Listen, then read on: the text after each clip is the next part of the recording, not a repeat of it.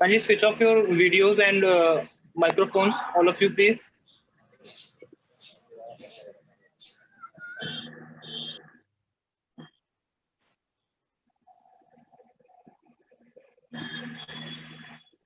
Can you switch off your microphone?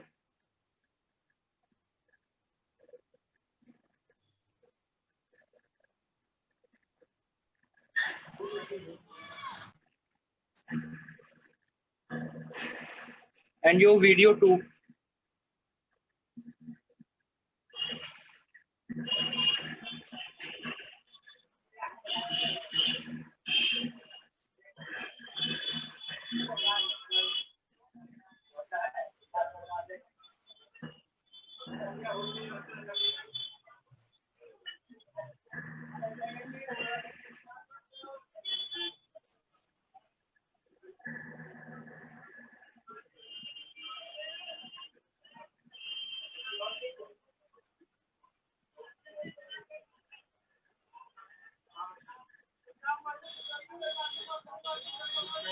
Welcome to all of you in the session. We are going to organize the session, and the chief guests are here with us. So just wait for a while. We'll resume exactly from 15:30 hours. All the incoming cadets are instructed to just switch off their mics. Put in the yes, exactly. Well done.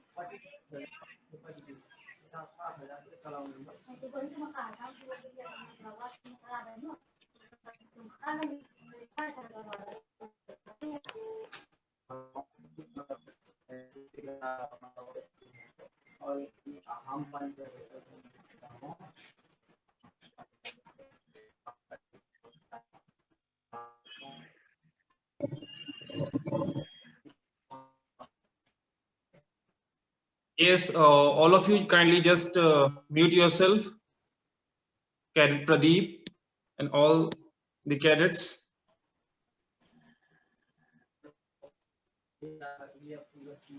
And those who join, kindly just inform your rest of the colleagues. They are not able to switch on their mics. Means they are not able to just listen the session. There are n number of cadets, so kindly help them out. As Ratnesh, Anurag, Lakshmi, Pushpendra, Vipin, Abhay, and so on. So those who join, kindly help your colleagues so that they may listen properly. Okay, let's start the session. I'm Deepak Awasthi, caretaker in Pranveer Singh Institute of Technology under the shadow of 55 UP Battalion, NCC Kanpur. And today we are here to start and discuss the session with our distinguished chief guest, Captain Praveen Madam. And national education policy is our icon, the icon of discussion with all the cadets. So I'm going to start the session, and it's my privilege to start. So I, under the guidance of Honorable Colonel Sir, 55 Battalion, and all the staff members of the battalion, we all welcome our chief guest, Captain Praveen ma'am, for the present session. And I would like to just inform to all the cadets, all the participants, that Honorable Captain Praveen Roy madam, she served the Indian Army as a commissioned woman officer for 10 years after passing out from OTA Chennai.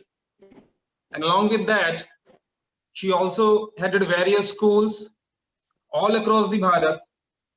And at present, she is heading senior secondary CBSE school as a principal in Samsara, the World Academy, Greater Noida, Uttar Pradesh. So with these words, I would like to hand over the session to our esteemed chief guest. It's over to you, madam, and welcome to this webinar. Thank you so much, sir. Before I really begin, I would like to confirm if I'm audible to everyone.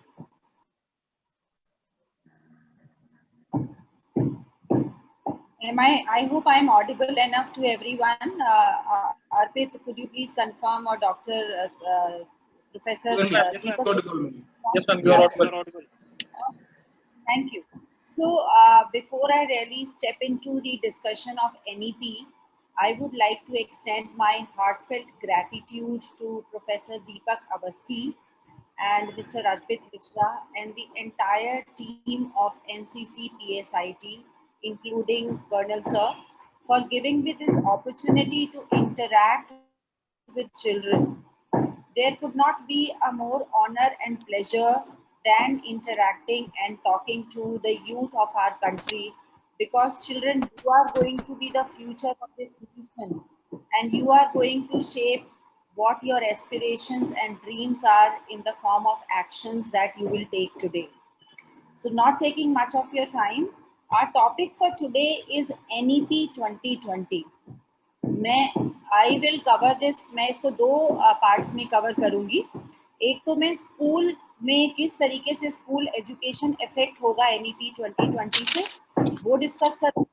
उसके बाद मैं college, under graduation, post graduation and research work किस तरीके से इससे influence होंगे new education policy से, वो डिस्कस करूंगी. बिकॉज मुझे प्रोफेसर अवस्थी ने बताया that we have a wide spectrum of students right from 17 years of age to 21 years of age.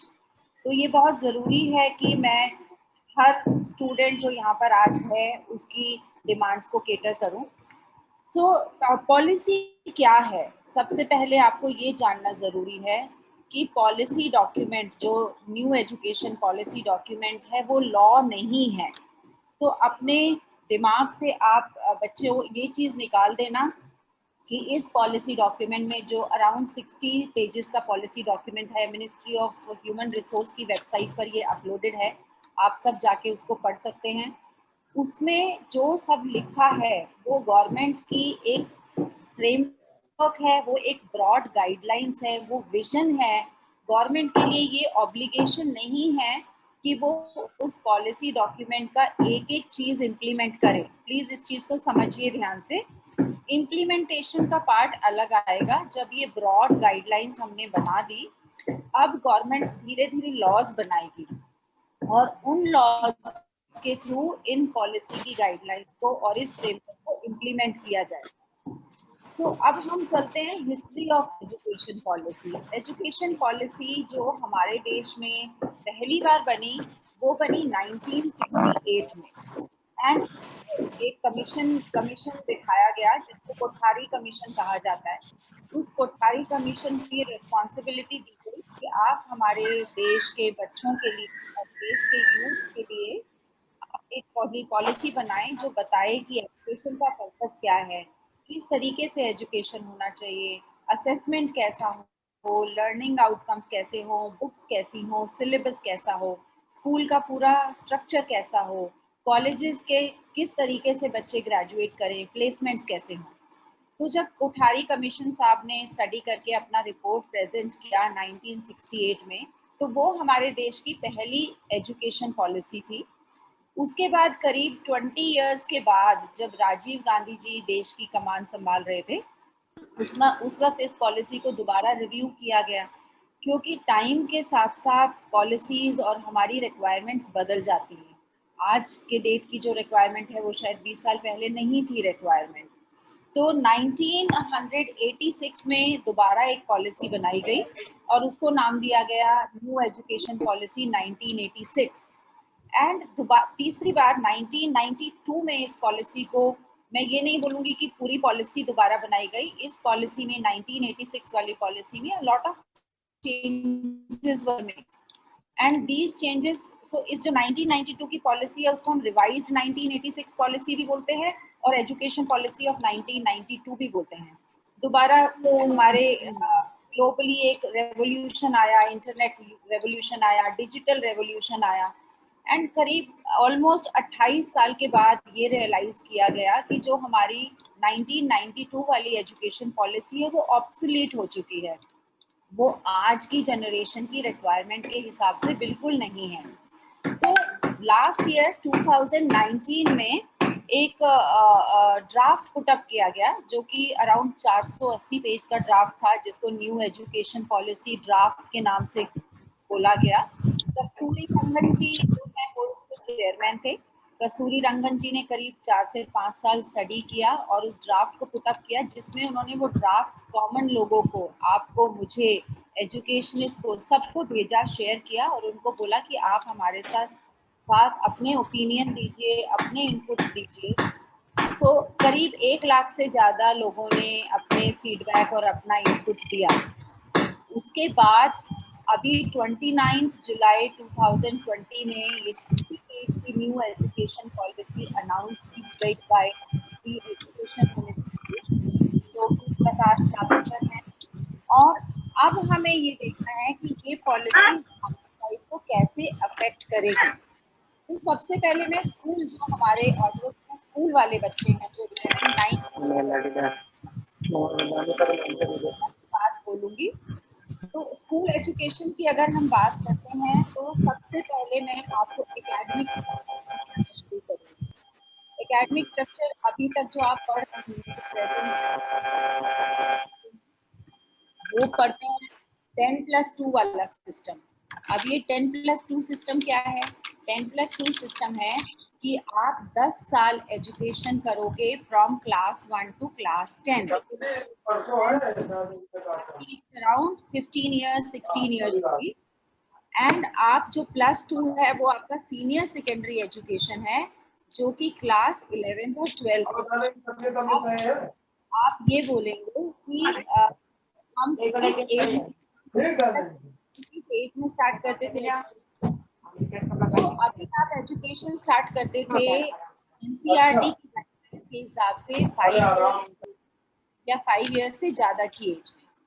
तो अब नई एजुकेशन पॉलिसी क्या बोलती है स्ट्रक्चर के बारे में? नई एजुकेशन पॉलिसी बोलती है 10+2 वाला सिस्टम नहीं होगा, अब आपका सिस्टम होगा 5+3+3+4।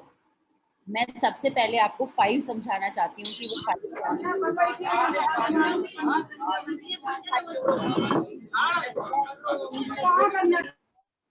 केजी, क्लास 1 और क्लास 2, जिसको फाउंडेशन लेवल का नाम दिया गया। अभी तक के सिस्टम में नर्सरी, प्री नर्सरी और केजी न्यू एजुकेशन, पुरानी एजुकेशन पॉलिसी में इंक्लूडेड नहीं था। तो आपको मैं एक लेमन लैंग्वेज में बताना चाहूंगी कि एज अ स्टूडेंट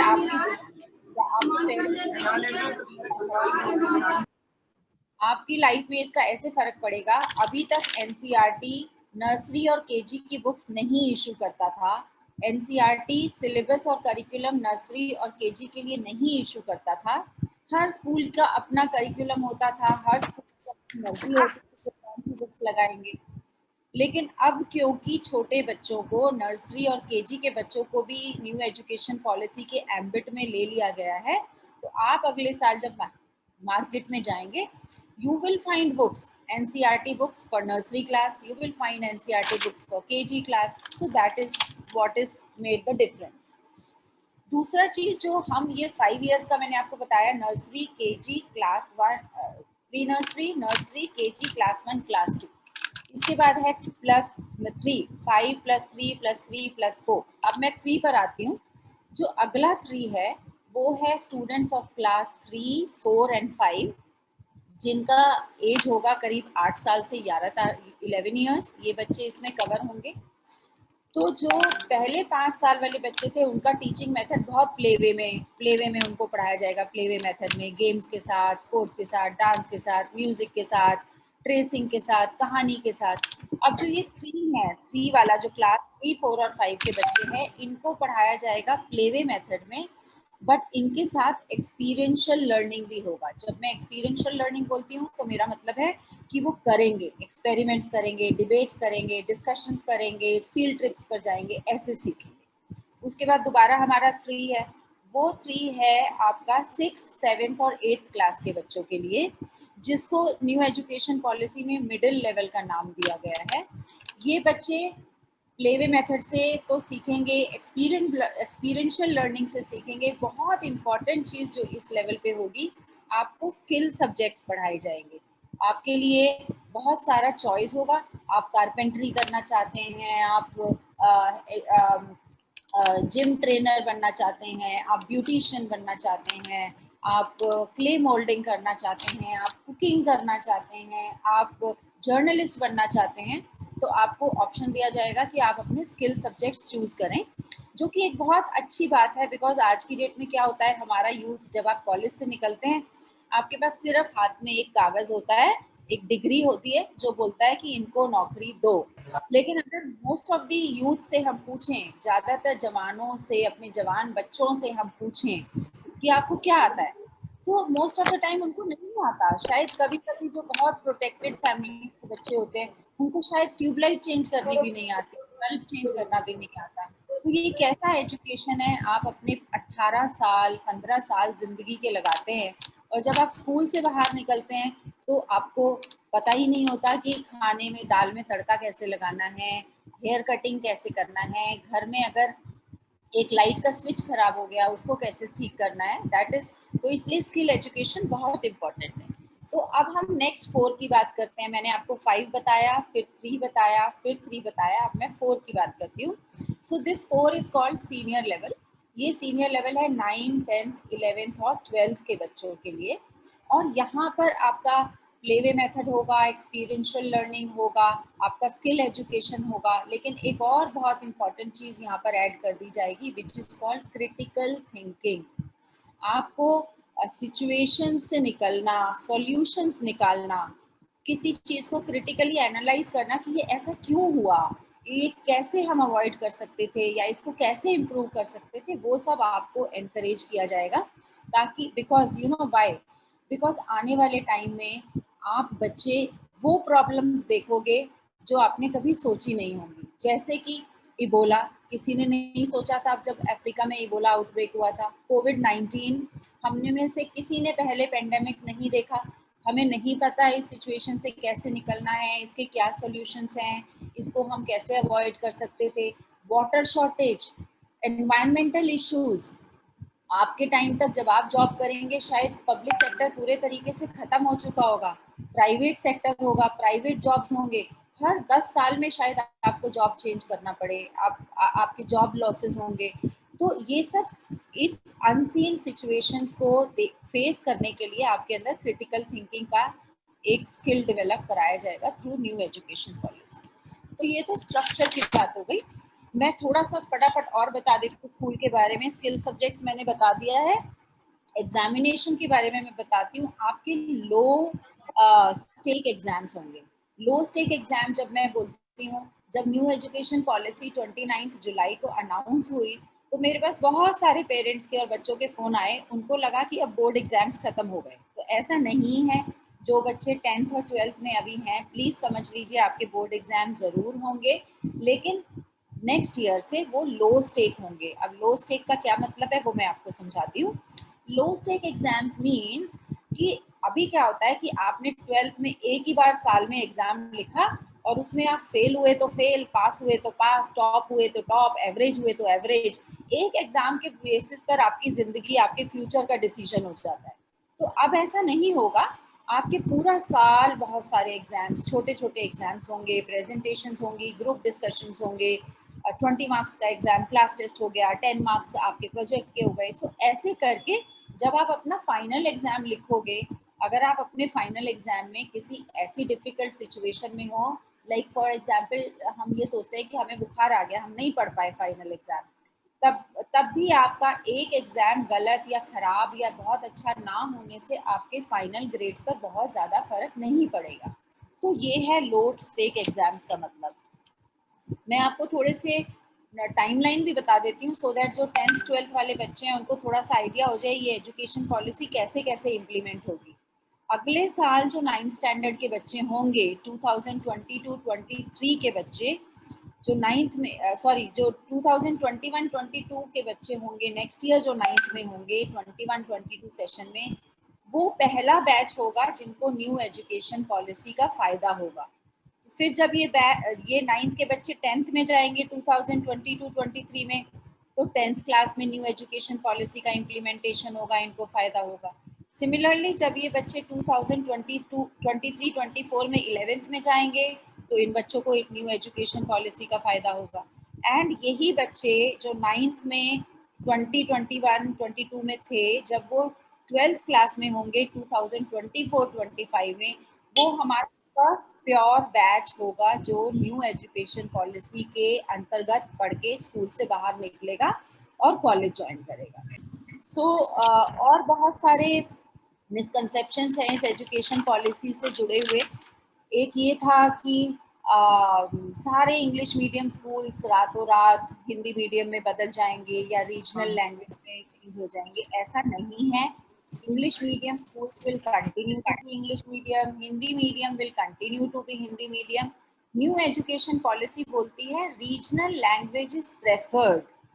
गवर्नमेंट और न्यू एजुकेशन पॉलिसी आपकी रीजनल लैंग्वेज को प्रेफरेंस देगी, पर इंग्लिश मीडियम स्कूल्स बंद नहीं होंगे, ना वो कन्वर्ट होंगे। तो ये बात आप अपने दिमाग से प्लीज निकाल दीजिए।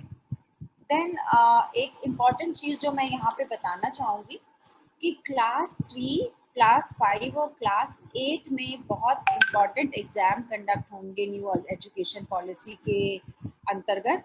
ये एग्जाम एक परख करके एक इंस्टीट्यूट बनाया जाएगा। ये परख जो है ये नेशनल असेसमेंट सेंटर होगा।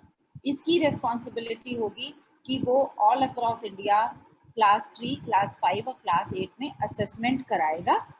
और इस असेसमेंट का एम होगा ये देखना कि बच्चों को इस लेवल तक जो सीख जाना चाहिए था, जो लर्निंग आउटकम्स हो जाने चाहिए थे, वो सचमुच हुए हैं कि नहीं हुए। So this is a little brief about the school education. अब हम चलते हैं कॉलेज एजुकेशन पर, which is again a very revolutionary change. So college education की बात सबसे पहले करते हैं। देखिए, जो न्यू एजुकेशन पॉलिसी है वो कॉलेज हायर एजुकेशन के लिए बोलती है कि 100 top universities of the world will be allowed to set up their campus in India. अब आप बोलोगे कि फॉरेन यूनिवर्सिटीज में तो हम अभी भी एडमिशन ले सकते हैं। मैं आपको डिफरेंस बता देती हूँ अभी क्या हो रहा है और आगे क्या होने वाला है। अभी जो होता है वो ये होता है कि आप जो हमारी इंडियन यूनिवर्सिटीज़ हैं वो कोलैबोरेट करते हैं फॉरेन यूनिवर्सिटीज़ के साथ कि 6 महीने हमारे बच्चे आपके पास आके पढ़ लेंगे एंड एक सेमेस्टर आपके बच्चे इंडिया में आके हमारे साथ पढ़ लेंगे। किसी भी यूनिवर्सिटी का लाइक हार्वर्ड, MIT, स्टैनफोर्ड, अगर मैं ये द कैम्ब्रिज यूनिवर्सिटी या ऑक्सफोर्ड यूनिवर्सिटी में इनके नाम लूँ, तो उनके फिजिकल कैंपस नहीं है हमारी कंट्री में। तो अब गवर्नमेंट ने बोला है जो वर्ल्ड की टॉप 100 यूनिवर्सिटीज़ हैं उनको परमिशन दी जाएगी, उनको इनवाइट किया जाएगा, उनको प्राथमिकता दी जाएगी कि वो आके हमारे कंट्री में फिजिकल कैंपस सेटअप करें। अब इसका बहुत क्रिटिसिज्म भी किया जा रहा है। क्रिटिसिज्म ये है कि एजुकेशन एक्सपेंसिव हो जाएगा एंड बहुत सारे पब्लिक यूनिवर्सिटीज़ के प्रोफेसर्स, जो अच्छे प्रोफेसर्स हैं हमारे, वो छोड़ के फॉरेन कैंपसेस ज्वाइन कर लेंगे बिकॉज सैलरीज अच्छी होंगी। कमर्शलाइजेशन हो जाएगा, प्राइवेटाइजेशन हो जाएगा। तो मैं ये बताना चाहती हूँ ऐसा नहीं है, ये सब होगा, लेकिन हम ग्लोबलाइजेशन से भाग नहीं सकते।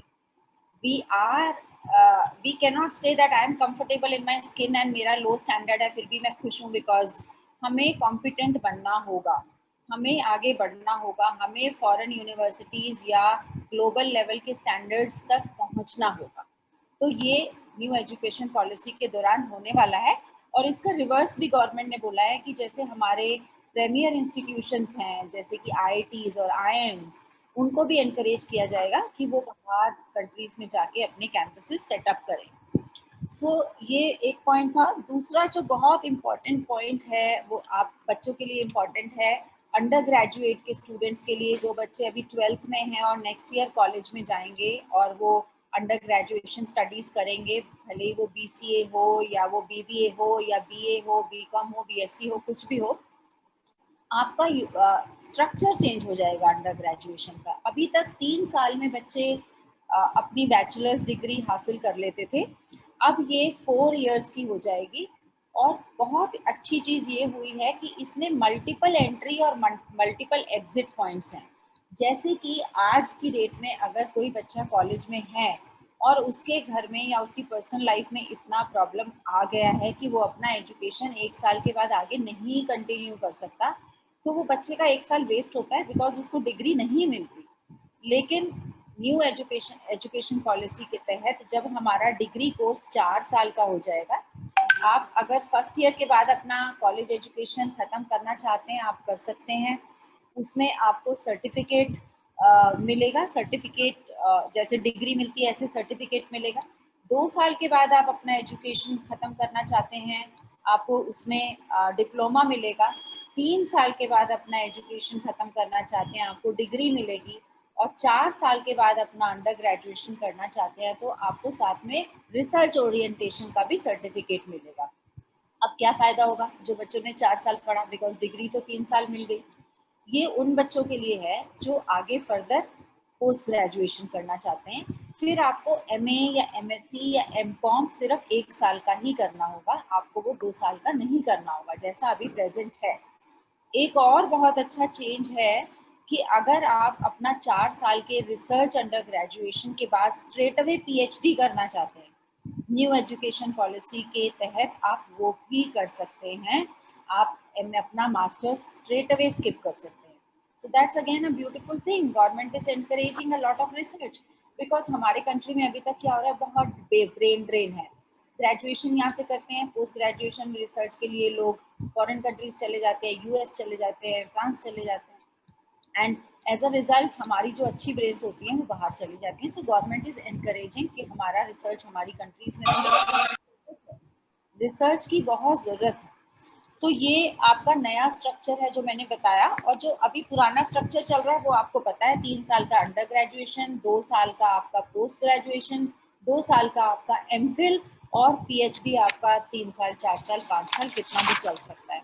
नए स्ट्रक्चर में मैं आपको दोबारा रिवाइज कर देती हूँ।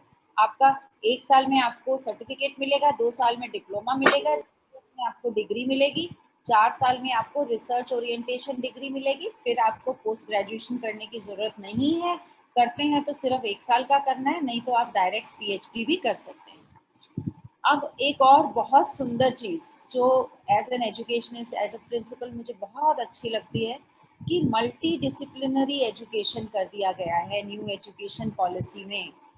अभी तक क्या था, बच्चों से मैथ नहीं होता था, किसी से इंग्लिश नहीं होता था, किसी से सोशल स्टडीज़ नहीं होता था, लेकिन ज़बरदस्ती किया जाता था कि नहीं पढ़ना ही है, 10th तक तो पढ़ना ही है। उसके बाद कोई कोई बच्चे ऐसे आते थे स्कूल में जो 11th में हमें बोलते थे कि मैम मुझे आप ह्यूमैनिटीज़ दे दो, लेकिन मुझे फिजिक्स बहुत अच्छा लगता है, खाली मुझे फिजिक्स पढ़ना है, केमिस्ट्री और मैथमेटिक्स मुझे नहीं पढ़ना। हमारे पास चॉइस नहीं होती थी। अब आपके ये वाटर टाइट कंपार्टमेंट खत्म हो गए, आप कुछ भी कॉम्बिनेशन ले सकते हो, आप कुछ भी सब्जेक्ट ले सकते हो। कॉलेज लेवल पे भी आप कुछ भी सब्जेक्ट ले सकते हैं। जैसे कि मैं एग्जांपल देती हूँ, कुछ आईआईटीज में जैसे कि आईआईटी खड़गपुर, वहाँ पे स्कूल ऑफ मेडिकल साइंसेज शुरू किया गया है। कोई सोचेगा कि आईआईटी में मेडिसिन पढ़ाया जा रहा है। सिमिलरली दिल्ली में एक बहुत फेमस यूनिवर्सिटी है, दिल्ली टेक्नोलॉजिकल यूनिवर्सिटी, जिसको पहले डीसी बुलाया जाता था, दिल्ली कॉलेज ऑफ इंजीनियरिंग। वहाँ पे अभी एमबीए करवाते हैं। आईआईटी चेन्नई, वहाँ पर आप बीए कर सकते हो इकोनॉमिक्स में। तो ये मल्टी डिसिप्लिनरी अप्रोच कि जरूरी नहीं है कि आप इंजीनियर बन रहे हो तो आपको आपको कारपेंटरी नहीं सिखाई जाएगी, या आप म्यूजिक में नहीं जा सकते, या आप पेंटिंग नहीं कर सकते। तो बहुत सारे डिसिप्लिन्स मिल जाएंगे। और वो इसलिए किया गया बिकॉज अभी तक हम क्या क्या था, हमारी हमारी पॉलिसी इंडिया में, पेरेंट्स, टीचर्स, पूरा एजुकेशन सिस्टम ऐसा था कि पढ़ो, नौकरी करो, उसके बाद जाओ जो मर्जी करना है करो। लेकिन हमने ये देखा कि बहुत सारी प्रॉब्लम्स हैं लोगों की जिंदगी में। आप सुशांत सिंह राजपूत का केस ले लीजिए, बहुत इंपॉर्टेंट, बहुत सक्सेसफुल टॉपर, लेकिन उसकी मेंटल हेल्थ कैसी थी, क्या हुआ अंत। तो ये रियलाइज किया गया कि बच्चों को art, music, dance, carpentry, pottery, उनकी उनकी होलिस्टिक, उनकी पूरी पर्सनालिटी निखारने के लिए, ताकि अगर वो इंजीनियर बनते हैं तो एक अच्छे इंजीनियर बने, उनकी इमोशनल स्ट्रेंथ अच्छी हो, उनकी ह्यूमन, उनका नेचर अच्छा हो, वो किसी गलत चीज़ों में ना पड़ जाएं। आपको साइकोलॉजी पढ़ाई जाएगी, आपको बायोलॉजी पढ़ाई जाएगी। फॉर एग्जाम्पल, आप इंजीनियर बने भी और आपने एक डैम बनाया, अगर आपको यही नहीं पता कि उस डैम का एनवायरनमेंट पर कितना बुरा असर पड़ने वाला है, कितने पेड़ कटने वाले हैं, ऑक्सीजन लेवल कितना डिप्लीट होने वाला है, तो आपका इंजीनियर बनने का फायदा नहीं है। इसलिए बहुत सारे सब्जेक्ट्स पढ़ाए जाएंगे आपको। अब मैं जाती हूँ नए थर्ड पॉइंट पर। मेरा थर्ड पॉइंट है कि एक सिंगल रेगुलेटर होगा all over the country. When I से आपने यूजीसी का नाम तो सुना ही होगा। अभी क्या होता है कि यूजीसी जो है वो सब कुछ करता है, वो यूनिवर्सिटीज के असेसमेंट के रेगुलेशंस भी बनाता है, उनके एक्रेडिटेशन का भी ध्यान रखता है, उनके रूल्स एंड रेगुलेशंस भी देखता है, उनकी मान्यता भी देखता है। अभी जो नया सिंगल रेगुलेटर होगा वो, उसका नाम होगा higher education commission of India, HECI, higher education commission of India. इसकी 4 इंडिपेंडेंट बॉडीज होंगी, पूरा काम ये नहीं करेगा, 4 इंडिपेंडेंट बॉडीज होंगी। रूल्स एंड रेगुलेशन बनाने वाला एक उसका बॉडी होगा। दूसरा बॉडी होगा जो सिर्फ कॉलेजेस की, यूनिवर्सिटीज की फंडिंग देखेगा कि इनके पास पैसा भी है कि नहीं है, इनके पास प्रॉपर लैब्स हैं कि नहीं है, इनके पास इमरजेंसी कंडीशंस में प्रोफेसर्स को सैलरीज देने के लिए पैसा है कि नहीं है। सिमिलरली तीसरा जो उसका HECI का वर्टिकल होगा वो होगा एक्रीडिटेशन, जो देखेगा कि ये यूनिवर्सिटीज अपने जो पैटर्न्स हैं, अपने जो प्रोसीजर्स हैं, अपने जो प्रोसेसेस हैं, उनको ठीक से फॉलो कर रहे हैं कि नहीं कर रहे। और चौथा जो इसका वर्टिकल है वो है वर्टिकल जो इंटरनेशनल स्टैंडर्ड सेटअप करेगा कि हर यूनिवर्सिटी, हर कॉलेज के पास इतने साइज का लैब होना चाहिए, ये क्वालिफिकेशन प्रोफेसर्स की होनी चाहिए, हर बच्चा इतने मार्क्स अचीव करना चाहिए। तो ये स्टैंडर्ड सेटिंग अप हो गया। मेरा फिफ्थ पॉइंट, जो नेक्स्ट पॉइंट है जो मैं आपसे शेयर करना चाहती हूँ, वो है नेशनल रिसर्च फाउंडेशन, जिसको NRF भी बोला गया है न्यू एजुकेशन पॉलिसी में। नेशनल रिसर्च फाउंडेशन एक कंट्री में एक ऑफिस, एक ऑर्गेनाइजेशन सेटअप होगा जो रिसर्च एनकरेज करेगा। कैसे रिसर्च एनकरेज करेगा? जो स्टूडेंट सिंसियर रिसर्च करना चाहता है उनको बहुत स्कॉलरशिप्स मिलेंगी, उनके लिए बहुत सारी अपॉर्चुनिटीज प्रोवाइड की जाएंगी ताकि वो अपना रिसर्च वर्क कंप्लीट कर सके। मैं पहले भी बता चुकी हूँ, research work has been given a lot of importance in new education policy. Now online education को बहुत इंपॉर्टेंस दिया गया है। आप ये चीज़ बच्चों गांठ बांध लीजिए, मैं आपको ये बता रही हूँ कि अब आप जो पुराने वाला आपका कॉलेज था या पुराना स्कूल था, अब वो खत्म हो जाएंगे। मतलब कि वो सिस्टम खत्म हो जाएंगे, स्कूल कॉलेजेस रहेंगे, अब आपका सिस्टम साथ साथ चलेगा, स्कूल जाने वाला भी चलेगा, कॉलेज जाने वाला भी चलेगा, साथ साथ अब आपकी ऑनलाइन क्लासेस भी चलेंगी। अब ये वापस खत्म होने वाला नहीं है। और न्यू एजुकेशन पॉलिसी में भी इसको बोला गया है, एक ऑर्गेनाइजेशन है NETF, national educational technology forum. ये बहुत सारे, ये फोरम है, ये कोई रूल्स नहीं बनाएगा। यहाँ आप अपने आइडियाज भेज सकते हो कि ऐसे क्लासेस ली जाएं, ये वाला सॉफ्टवेयर यूज किया जाए क्लासेस के लिए, इस तरीके से हम ऑनलाइन प्रैक्टिकल्स कर सकते हैं। सो ये आपका ऑनलाइन क्लासेस का है एकेडमिक। अब एक और आपके मतलब कि आपके फायदे की बहुत अच्छी चीज़ ये है कि एकेडमिक बैंक ऑफ क्रेडिट होगा। इसका क्या मतलब है? जैसे आपके पास बैंक की पासबुक होती है या आपके पास बैंक अकाउंट होता है, आप उसको लॉग इन करो, पासवर्ड डालो, आपको आपके अकाउंट का पूरा समझ सामने आ जाता है, पूरा स्टेटमेंट आ जाता है, मैंने कितने पैसे निकाले, कितने जमा कराए, कितना लोन है, कितना मैंने क्रेडिट कार्ड में खर्चा किया। तो ऐसे ही जो एकेडमिक बैंक ऑफ क्रेडिट होगा वो आपका लॉगिन पासवर्ड होगा। जब भी उसमें आप लॉगिन करेंगे आपको अपने पूरे एजुकेशन हिस्ट्री का रिकॉर्ड वहाँ पे मिल जाएगा कि 10th में मेरे ये मार्क्स थे, ये ग्रेड थे, 12th में ये मार्क्स थे, ये ग्रेड थे, 11th 12th में मैं यहाँ था, कॉलेज में मुझे इस सेमेस्टर में इतना मार्क्स मिला, यहाँ डिप्लोमा किया, यहाँ सर्टिफिकेट मिला, पूरा। एंड ये किस लिए किया गया? आपके एम्प्लॉयर्स को जब आप जॉब लेने के लिए जाएंगे, आप पासपोर्ट के लिए अप्लाई करेंगे, तो आपके एम्प्लॉयर सीधा लॉगिन करेंगे और आपका पूरा क्रेडेंशियल आप उनके सामने आ जाएगा क्योंकि इस बच्चे का या इस कैंडिडेट का ये पूरा एकेडमिक बैकग्राउंड है।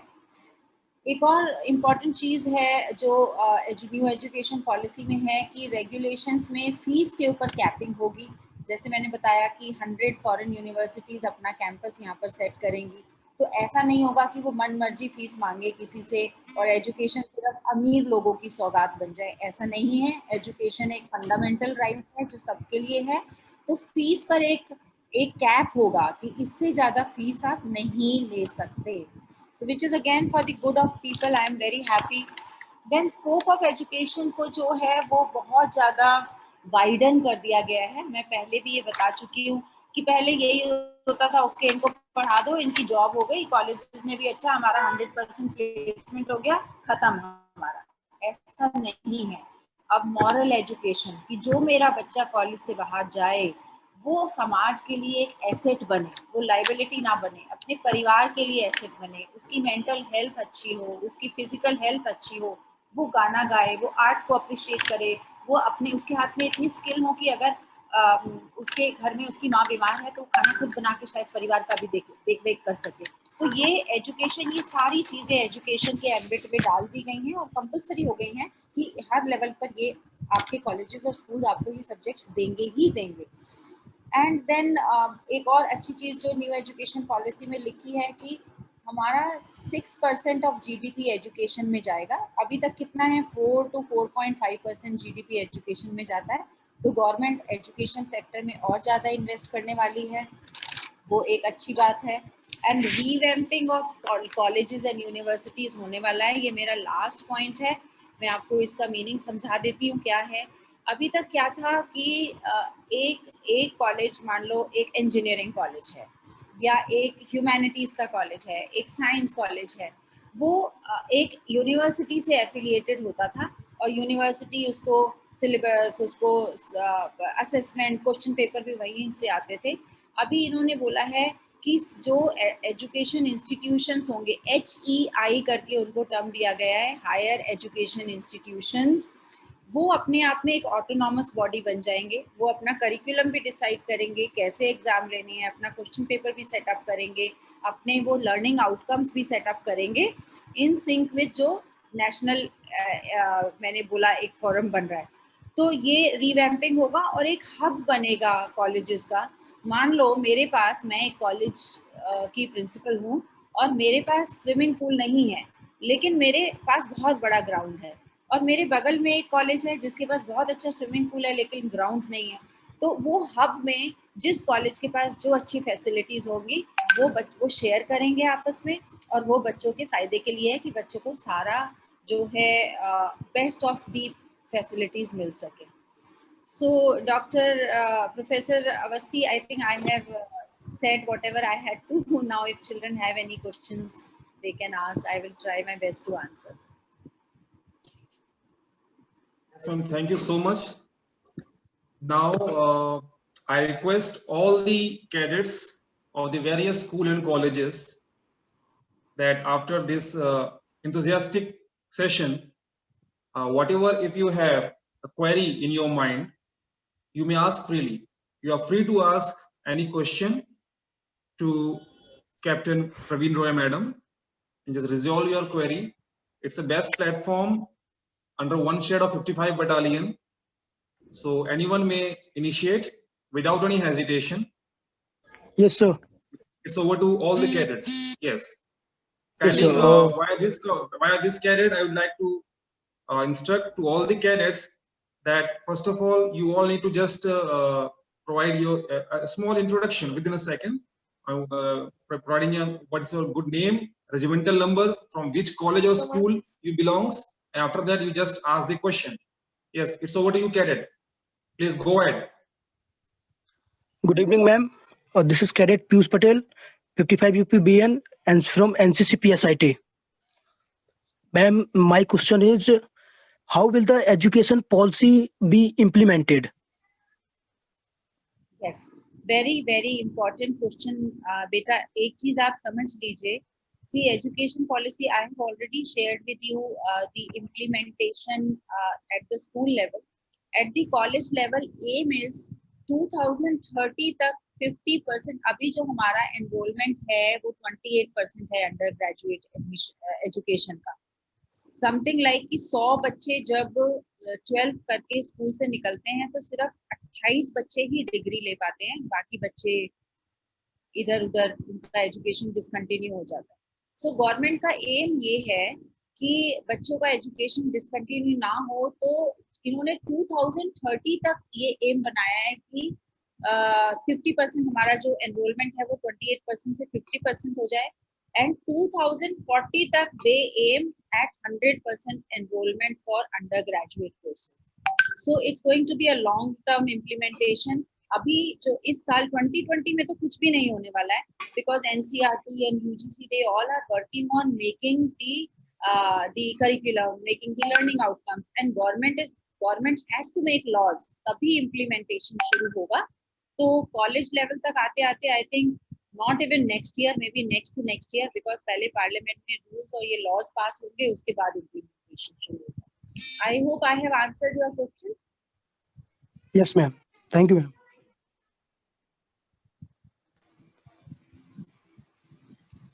Jai Hind, ma'am. Ma'am, myself, Cadet Princess Ingor, regimental number UP 2019 SWA 461243. I have a question. In this new education policy, is there a possibility of any step regarding the safety of girls as from school level, as a compulsory provision for defense, self-defense classes, etc., or any other initiative taken by government? That's it. Yes, Vincy, Jai Hind. I am really happy to hear this question. बहुत अच्छा question पूछा आपने. Yes, there is a provision. मैंने 100% education policy आज अपने talk में cover नहीं किया था because of the time constraint. So एक इंक्लूसिव एजुकेशन करके गवर्नमेंट ने मेंशन किया है न्यू एजुकेशन पॉलिसी में. When we say inclusive education, तो उसमें सिर्फ खाली गर्ल्स एजुकेशन को ही नहीं, उसमें जो स्पेशल नीड वाले बच्चे हैं, किसी भी कास्ट से हैं, किसी भी धर्म से हैं, सबको एक स्पेशल प्रोविजन के अंदर रखा गया है कि किसी को भी एजुकेशन डिनाई नहीं कर सकते. एंड दूसरा जो आपने सेल्फ डिफेंस क्लासेस की बात की, you are right, it is compulsory at the school level and at the college level to take up self defence classes for the girls. और जब हम सेल्फ डिफेंस क्लासेस तो गर्ल्स की बात करते हैं, हमें अपने बॉयज को भी तो सिखाना है.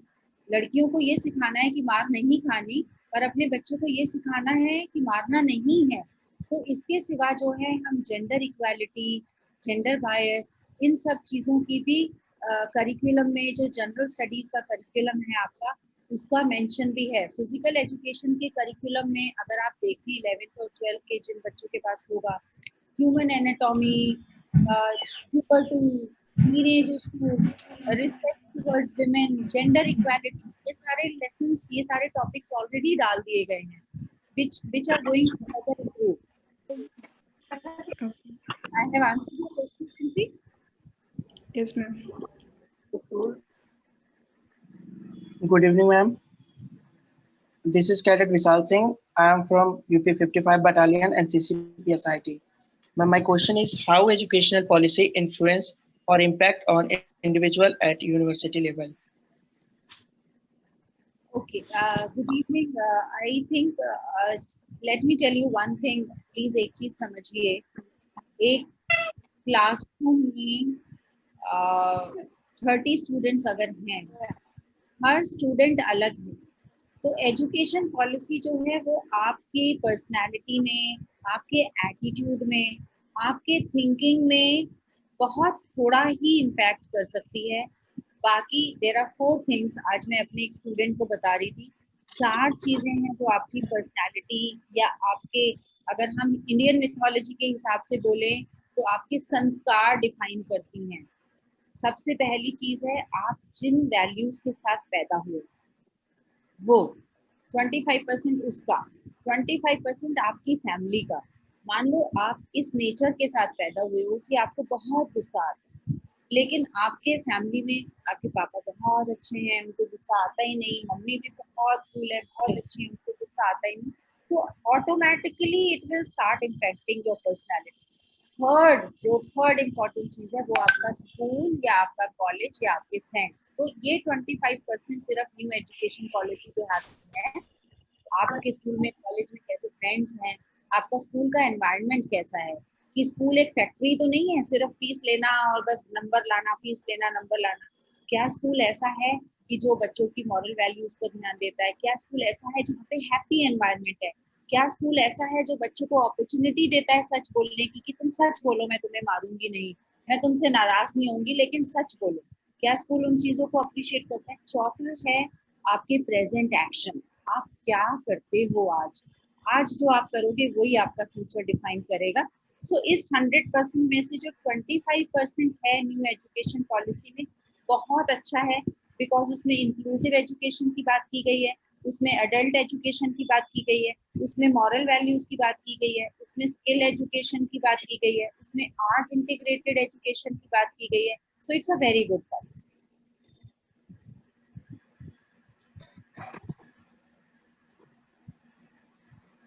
Thank you. Thank you, ma'am.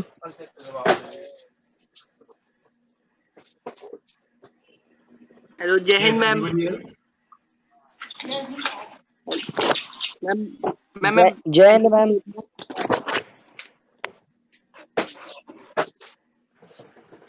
Ma'am मैं cadet Vishal Singh, 55 UP battalion NCC Kanpur. My regimental number is UP 2019 JDA 470427। Ma'am मेरा एक क्वेश्चन है, मैम क्या हम लोग कोई भी 1 साल की बैचलर डिग्री करके भी कोई भी कॉम्पिटिटिव एग्जाम में बैठ सकते हैं, जैसे यूपीएससी या फिर? विशाल, जय हिंद। विशाल, सबसे पहले आज की डेट में ये बताना बहुत मुश्किल होगा कि आप बैठ पाएंगे कि नहीं बैठ पाएंगे, बिकॉज ये गवर्नमेंट डिसाइड करेगी क्या आपकी बेसिक एलिजिबिलिटी होगा फॉर डिफरेंट एग्जाम्स। तो ये पार्लियामेंट में जब डिसीजन आएगा उसके बाद ही इसके ऊपर कमेंट किया जाएगा। बट आपके लिए ये अच्छी चीज होगी विशाल की टाइम टू टाइम यूपीएससी की वेबसाइट्स, अभी इस साल तो कुछ नहीं होगा, जब एक बार इम्प्लीमेंटेशन का टाइम जो कि नेक्स्ट ईयर से शुरू होगा, आप यूपीएससी वगैरह की website time to time check करते रहे।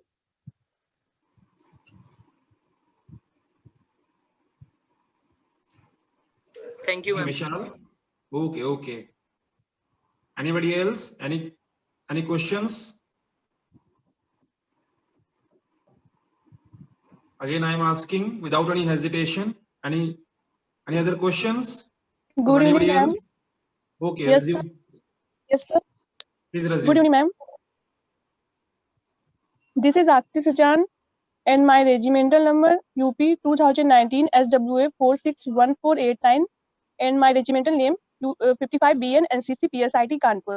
And I have a question: how the private institutions raise the funds based on national? Akriti, good evening. Can you please repeat your question? Your voice is coming in and out. I'm not able to understand what are you asking. Yes, ma'am. Yes.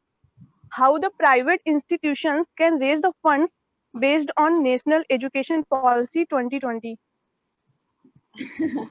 आकृति सी, सबसे पहले please एक चीज आप समझ लीजिए, school और colleges profit making agencies नहीं हैं, they are the non profit organisations जिनका सोल पर्पस होता है कि वो सोसाइटी के वेलफेयर के लिए सेटअप किए जाते हैं। तो हर सोसाइटी, हर स्कूल और हर कॉलेज जो है एक सोसाइटी या एक ट्रस्ट के अंडर आता है, और वो ट्रस्ट और वो सोसाइटी चिंता करती है कि वो अपनी फंडिंग कहाँ से लाएंगे। कुछ गवर्नमेंट की तरफ से ग्रांट्स मिलती हैं, कुछ प्राइवेट फिलेंथ्रोपिस्ट होते हैं, बहुत बड़े बड़े दानी होते हैं, बिल गेट्स जैसे, जो अपना करोड़ों डॉलर्स डोनेट कर देते हैं।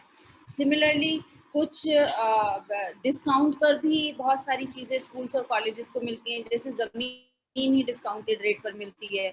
फिर उस ट्रस्ट और उस सोसाइटी के अगर कुछ और हैं, वहाँ का पैसा स्कूल एजुकेशन में डाल दिया जाता है, बिकॉज ये समाज के भले का काम है, ये प्रॉफिट बनाने वाला काम नहीं है। So I hope I have answered your question. जय हिंद मैम, मेरा नाम गौरव रहा है, मैं यूपी 55 बटालियन का और NCC थोड़ा सा कैडेट। जोर से बोलिए मेरा प्लीज। जय हिंद मैम। मैम मेरा क्वेश्चन है, how NEP help to current unemployed youth? Yes yes, very very important question Gaurav. जय हिंद, बहुत अच्छा क्वेश्चन आपने पूछा गौरव। जो हमारा प्रेजेंट एजुकेशन सिस्टम है ना, वो मैकॉलेज एजुकेशन सिस्टम है, जिसमें जब अंग्रेजों ने इंडिया को एक कॉलोनी बना लिया था और कॉलोनियल रूल था, उस वक्त उनको क्लर्क्स की जरूरत थी, बिकॉज उस वक्त कंप्यूटर नहीं होते थे। तो एक जो टाइपिस्ट बैठ के टाइप करता रहे, वो हमारे बॉसेस ब्रिटिशर्स बोलते रहे, और हम कि अच्छा पंखा करो, पोछा लगाओ, झाड़ू करो, you know all that. They only needed robots, जिनको एक कुछ बता दिया गया और उन्होंने वो कर लिया कि ये चीज़ यहाँ से कॉपी करो।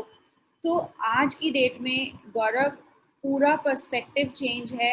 पर्सपेक्टिव जॉब लेने की तरफ नहीं है, पर्सपेक्टिव जॉब क्रिएट करने की तरफ है। इसीलिए न्यू एजुकेशन पॉलिसी में क्लास 6 से आपको 6 स्किल सब्जेक्ट्स पढ़ाए जाएंगे। आपको कोडिंग में इंटरेस्ट है, कोडिंग करो। टैटू बनाने में इंटरेस्ट है, टैटू बनाओ। आपको हेयर कटिंग में इंटरेस्ट है, बाल काटो। आपको पॉटरी बनानी है, पॉटरी करो। कारपेंट्री करनी है, कारपेंट्री करो। आपको एसी का काम सीखना है, एसी का काम सीखिए। टेलरिंग करनी है, टेलरिंग। ब्यूटी कल्चर, सब कुछ है। तो क्लास 6 से जब आपको ये दे दिया जाएगा, डू यू थिंक आपको सच में जॉब की जरूरत है? फिर आप जॉब दोगे लोगों को, बिकॉज आज आज मैं आपको बताती हूँ, आज सुबह हमें स्कूल में इलेक्ट्रीशियन की जरूरत थी। हमारा कुछ शॉर्ट सर्किटिंग हो गया था, हमने इलेक्ट्रीशियन को बुलाया हमारे स्कूल में। वो सिर्फ 45 मिनट्स के लिए आया और 800 रुपीज लेके चला गया। 800 रुपीज। आप दुनिया की बेस्ट कंपनीज में भी अगर चले जाओगे, 1 घंटे का 800 रुपये आपको कोई कंपनी नहीं देगी। तो जॉब क्यों करना है? जॉब क्रिएट करना है हमें। That is the purpose of new education policy. I hope I have answered your question, Gaurav. Thank you. Yes, may we have last query? I think sufficient queries were made. If anybody else having a query, without any hesitation, he or she may ask. It's over to you, all the cadets. Jai Hind, ma'am. My name is Ajay Singh Chauhan and I am cadet of 55 Battalion NCC Kanpur. My cadet number is UPSDA 461416. And my question is, will the proposal to teach in the mother tongue up to the 5th standard affect the existing school, English medium schools? Jai Hind, Mr. Chauhan. See, you don't have to worry about it. This is a recommendation. जो हमारा अभी schools में है वो 3 language formula है। 3 language formula में क्या है कि आप एक फॉरेन लैंग्वेज पढ़ सकते हैं, जो इंग्लिश मीडियम स्कूल में इंग्लिश होता है। उसके सिवा आप सेकंड आपको अपनी इंडियन लैंग्वेज पढ़नी है, जो आप हिंदी पढ़ें या आप तमिल पढ़ें या आप पंजाबी पढ़ें या आप मराठी पढ़ें। एंड थर्ड लैंग्वेज का फिर से ऑप्शन होता है कि आप फॉरेन लैंग्वेज पढ़ सकते हैं या इंडियन लैंग्वेज पढ़ सकते हैं। तो उसमें कोई चेंज नहीं है। सबसे पहले तो न्यू एजुकेशन पॉलिसी, आपका ये लेक्चर लेने से पहले मैंने पूरी बैठकर पढ़ी 60 पेजेस, एंड उसमें कहीं भी नहीं लिखा कि इट इज कंपलसरी कि आपने रीजनल लैंग्वेज में पढ़ाना है। सिर्फ ये लिखा है कि regional language will be preferred. और दूसरी चीज, बिकॉज आपका 3 लैंग्वेज फॉर्मूला है, अगर आपको कंपलसरी से हिंदी में पढ़ाया जाता है, आपके पास फिर भी ऑप्शन है, आप इंग्लिश अपनी सेकंड लैंग्वेज रखिए, आप फ्रेंच या जर्मन अपनी थर्ड लैंग्वेज रखिए, या आप मराठी अपनी थर्ड लैंग्वेज। तो I don't think so it is going to impact anybody. Yes, ma'am. Thank you, ma'am. Okay, That's all we have as far as the questionnaire sessions is considered. And with this, I would like to thank you. I would like to provide a vote of thanks to Madam for the entire guidelines to young cadets.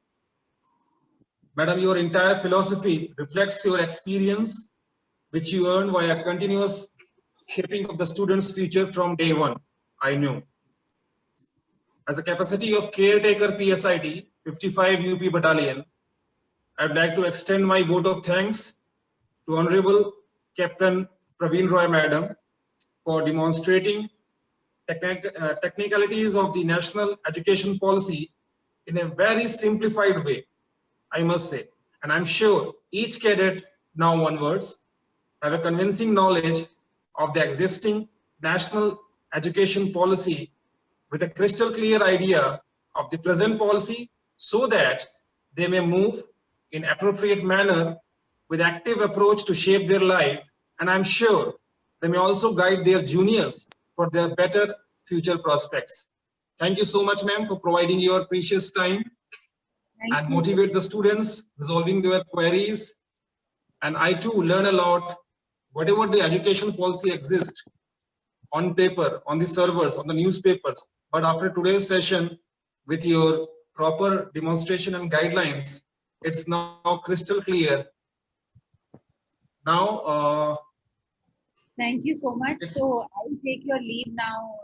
Yes, just a minute. I would like to request. Now, all the participants are just advised to just open the camera for just having a group photograph at the last. All the cadets immediately just open your camera, video. No need to unmute, just open your video so that we may have a group photo session. Am I audible, Arpit? Officer, am I audible? Yes, sir, you are audible. Yes, it's over to you. Just perform the activity, and after that, kindly check whether all the audience is open their camera or not. If not, just provide the guidance. Aditya Verma, Lakush, Vishal Singh. All of you immediately open your camera. We may have a group photograph.